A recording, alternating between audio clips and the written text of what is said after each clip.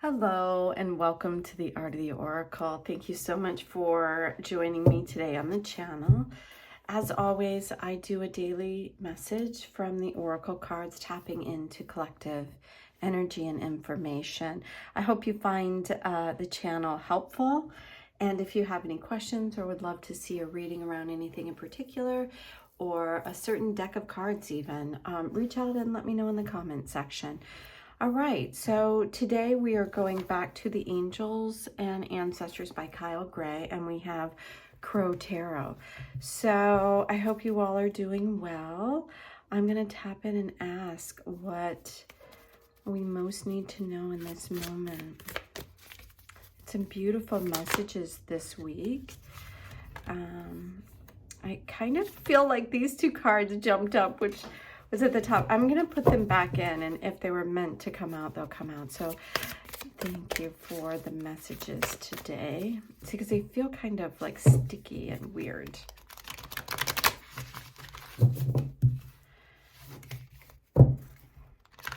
A lot of cards came out yesterday out of this deck, and it really was very unexpected but beautiful message. I was very excited by what came out. So let's see. What do we most need to know in this moment?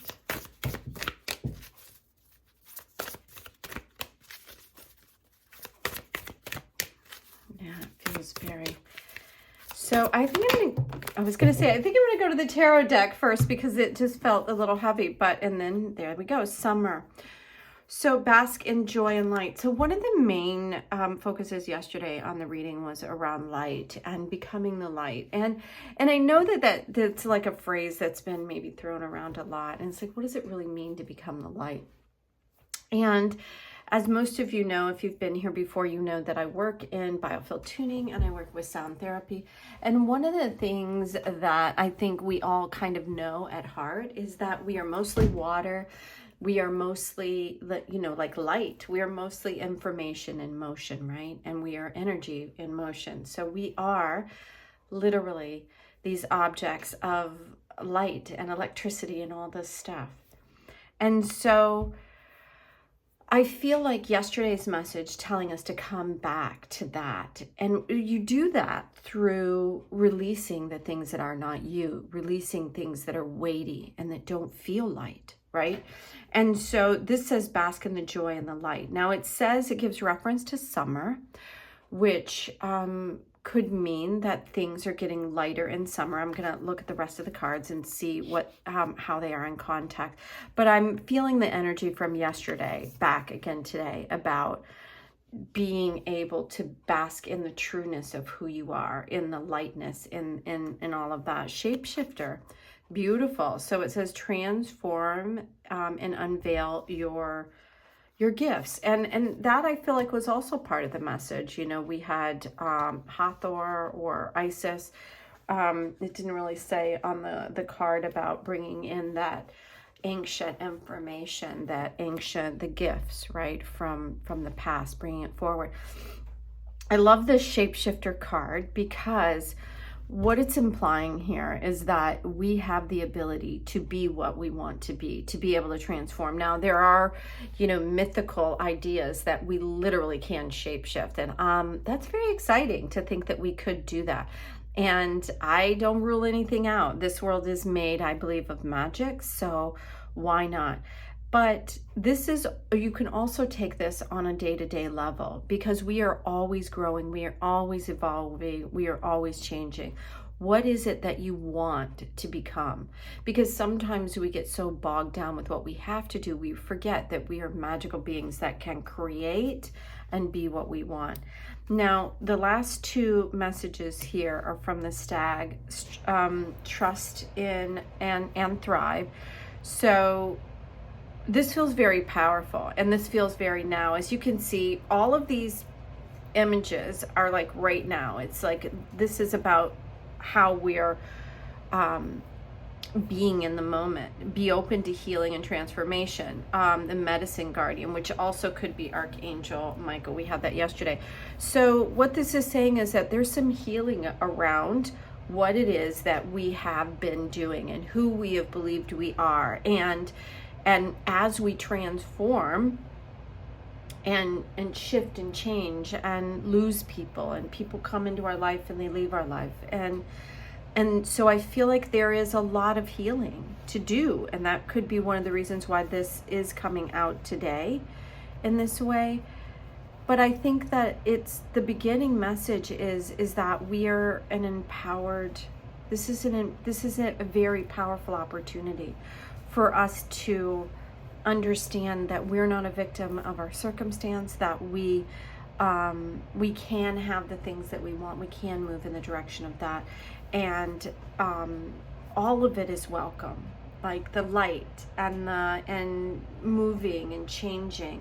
We don't have to be stagnant unless you love just the idea of just being this, and then that's right for you. But we can also be that for a little while and then change and do something else. It's okay. It's not like our grandfather's era where they got a job and that's what they did for 40 years. Now we can pretty much be whatever we want. But becoming the light does require some healing on our part, because we have a lot of trauma here.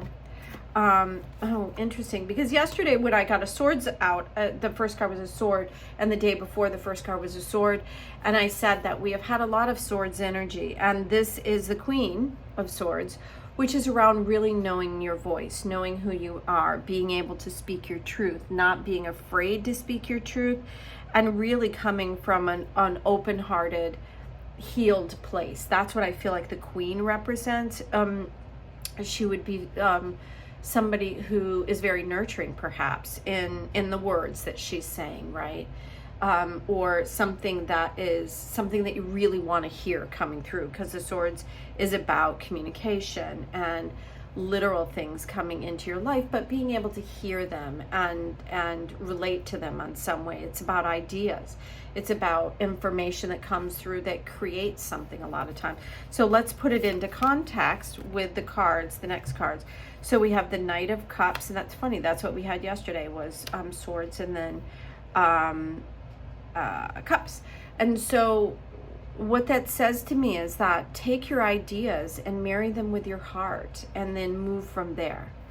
And this one, again, it's a very joyful card.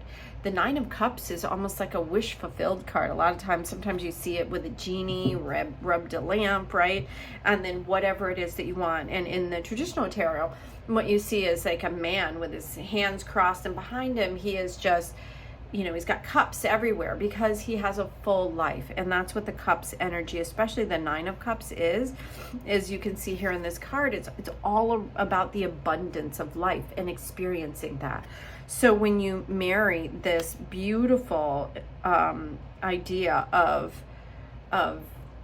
thought, speaking, creating words, and being in a space where you're listening to good information, the Knight of Cups is a moving. So it's saying to take this, what you know, this air energy. This could also be a Gemini or an air sign. It could be what we're going into right now in the air signs that are coming in. Is like, take what you know, take who you are in that respect and move it towards this heart space environment that allows you to really be able to experience the joys of what this life is. And experiencing it from your heart is very important. It's like keeping your heart open.